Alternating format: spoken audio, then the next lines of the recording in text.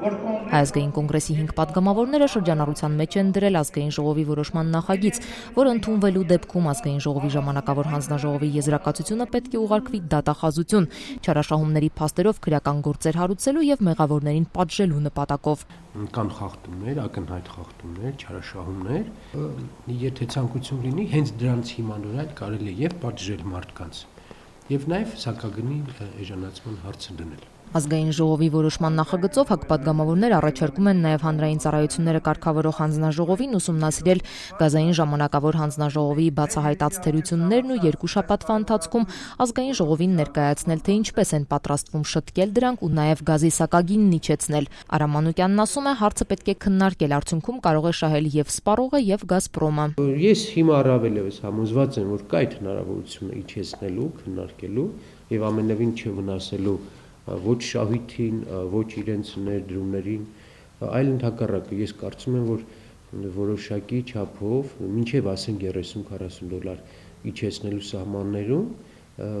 սպառողների քանակը կավելանա, աբոնենտների քանակը կավելանա եւ դա կարող է պլյուս բերել համակարգին։ Գազային հանձնաժողովի եզրակացության հիման վրա դատախազություն դիմելու հարցը քննարկում է նաև Ժառանգությունը։ Խմբակցության ղեկավար Ռուբիկ Հակոբյանն ասում է, կամ ազգային ժողովի ղեկավարությանը կդիմեն, որ խորհրդարանի անունից եզրակացությունը Գևորգ Կոստանյանին ուղարկվի, կամ առանձին փաստերով իրենք պատկան մարմիններին կդիմեն։ Թե կորուստների հետ կապված, թե վերանորոգման աշխատանքների հետ կապված, թե $300 միլիոն հետ կապված, թե 20% բաժնեմասի վաճառքի հետ կապված եւ հակաօրինական եւ ինչու ոչ կոռուպցիոն ինչ-որ բաներ կան իրենց մեջ։ Եվ այս աշխատանքը այդպես թողնել, ես կարծում եմ ճիշտ չի լինի։ Դաշնակցություն խմբակցությունը եւս այսօր շրջանառության մեջ է դրել ազգային ժողովի որոշման նախագիծ, որով տնտեսական հարցերի մշտական հանձնաժողովին կտրվի մոնիթորինգ իրականացնելու հանձնարարություն։ Խմբակցությունից Արծվիկ Մինասյանը հորդորում է սրերով չընդունել մոնիթորինգի գաղափարը եւ խոստանում, ծանր դրության մեջ չեն դնի որևէ կողմի, ոչ կառավարությանը, ոչ հանրային ծառայությունները կարգավորող հանձնաժողովին, ոչ էլ Գազպրոմին, բայց համակարգավատ վիճակում պետք է շտկել։ Հիմնական նպատակը հետևյալն է, որ առանց որևէ թշնամիի կամ մեղավոր կողմ փնտրելու մեր գլխավոր խնդիրը պետք է համարենք եւ այս նախագծի հիմնական իմաստը դա է, որ երկրում էներգետիկ անվտանգության համակարգի աստիճանը բարձրացնելու, սպառողների շահերը լիարժեք պաշտպանելու, գազամատակարարման համակարգի զարգացումն ապահովելու առումով անհրաժեշտ են հիմնարար, արմատական եւ ըստ էության համակարգային փոփոխություններ։ Դաշնակցության այս նախաձեռնությանը միացել է նաև Ժառանգությունն ու անկախ պատգամավոր Էդմոն Մարուկյանը։ Մինասյանը չի բացառում, որ քննարկումների ընթացքում վերանայվեն նաև սակագները, եթե ոչ իջեցվեն, ապա գոնե տարբերակված մոտեցում մտցվի տարբեր սպառողների համար։ Անձին կան, որոնք որ